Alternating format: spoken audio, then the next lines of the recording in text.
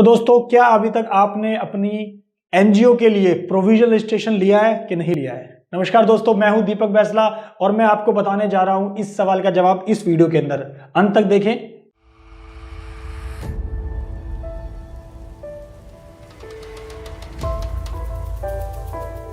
तो बेसिकली हम डिस्कस करने वाले हैं दोस्तों इसके अंदर कि हमें क्या क्या डॉक्यूमेंट्स की रिक्वायरमेंट होती है प्रोविजनल अगर हमें रजिस्ट्रेशन चाहिए अपनी एनजीओ के लिए सेक्शन 12AB का, यानी कि 80G और 12A का रजिस्ट्रेशन हमें करना है नए प्रोसेस में। तो उसके लिए क्या क्या डॉक्यूमेंट्स की रिक्वायरमेंट होती है?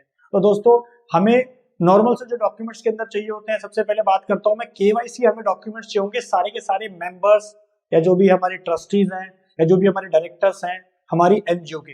अब एनजीओ का मेरा मतलब यहाँ पे क्या है, या तो सेक्शन 8 कंपनी है या आपकी ट्रस्ट है या आपकी सोसाइटी है जो भी रजिस्टर्ड होगी। तो दोस्तों, अगर मैं यहाँ पे सेकंड डॉक्यूमेंट की बात करूं तो बेसिकली मुझे सेल्फ सर्टिफाइड कॉपी चाहिए होगी हमारी इंस्ट्रूमेंट की। इसका मतलब क्या हुआ, यानी कि अगर मेरी कोई ट्रस्ट है तो उसकी रजिस्टर्ड ट्रस्ट डीड चाहिए होगी जो कि सब रजिस्ट्रार से आपकी सर्टिफाई होनी चाहिए। अगर मेरी कोई सोसाइटी है तो उसके मेरे बायलॉज चाहिए होंगे। अगर मेरे कोई सेक्शन 8 कंपनी है तो उसके लिए मुझे उसके एमओए और उसके एओ की यहाँ पे रिक्वायरमेंट हो। तो दोस्तों, अगर मैं तीसरे डॉक्यूमेंट की यहाँ पे बात करूं तो मुझे चाहिए होगा सर्टिफिकेट ऑफ रजिस्ट्रेशन। अगर मेरी कंपनी है सेक्शन 8 कंपनी है तो वो भी एनजीओ है, तो उसके लिए मुझे चाहिए होगा उसका सर्टिफिकेट ऑफ इनकॉर्पोरेशन जो कि एमसीए ने इशू करा होगा। दूसरा, मेरा सोसाइटी रजिस्ट्रेशन सर्टिफिकेट चाहिए होगा जो मेरी सोसाइटी रजिस्टर्ड है हमारे सोसाइटी एक्ट के अंदर। तीसरा, हमें अपनी ट्रस्ट डीड चाहिए होगी क्योंकि उसका कोई ऐसा सर्टिफिकेशन नहीं होता है।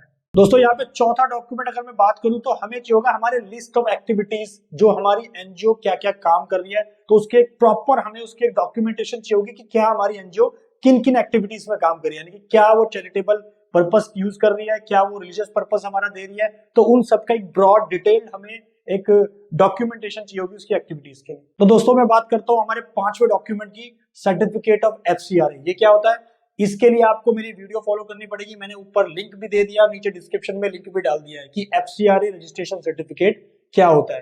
यानी कि फॉरेन कंट्रीब्यूशन रेगुलेशन एक्ट के द्वारा हमें एक सर्टिफिकेट चाहिए होता है। अगर वो हमारे पास है तो हमें वो भी डॉक्यूमेंट अटैच करना पड़ेगा अपने 80G 12A के सर्टिफिकेशन के। तो दोस्तों, हमारे पास छठा यहाँ पे इंपॉर्टेंट डॉक्यूमेंट क्या आता है कि अगर हमारे पास कोई भी पहले 80G 12A का रजिस्ट्रेशन हमें मिला हुआ है तो उसकी एक हमारे पास सर्टिफाइड कॉपी होनी चाहिए, या अगर हमारा कभी पास्ट में उसका रिजेक्शन हुआ है तो उसकी भी हमें सर्टिफिकेशन कॉपी चाहिए हो। दोस्तों, अगर मैं यहाँ पे अगले डॉक्यूमेंट की बात करता हूँ तो वो डॉक्यूमेंट बेसिकली हमारे पास क्या है, हमें अपने एनुअल अकाउंट्स की कॉपी चाहिए होगी। एनुअल अकाउंट्स का मतलब मेरा यहाँ पे क्या है, ऑडिटेड फाइनेंशियल स्टेटमेंट्स मुझे चाहिए होगी विद आईटीआर, यानी कि एनजीओ की पुराने सालों की, जितने भी पुराने सालों की मेरे पास इनकम टैक्स की रिटर्न्स है उनकी कॉपी, उनकी ऑडिट रिपोर्ट यहाँ पे मुझे चाहिए होगी। हमें बेसिकली डिजिटल सिग्नेचर्स चाहिए होंगे। जब हमारा फॉर्म सारा भर जाएगा तो उसमें अटैच करने के लिए हमें डिजिटल सिग्नेचर चाहिए होंगे जो भी हमारा एनजीओ का।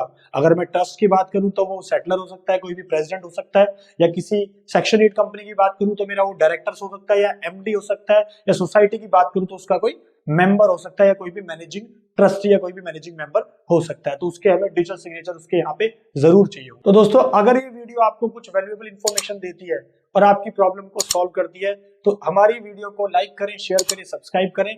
और हाँ, ऐसे ही इंफॉर्मेटिव वीडियो देखने के लिए जुड़े रहें हमारे साथ। Thank you.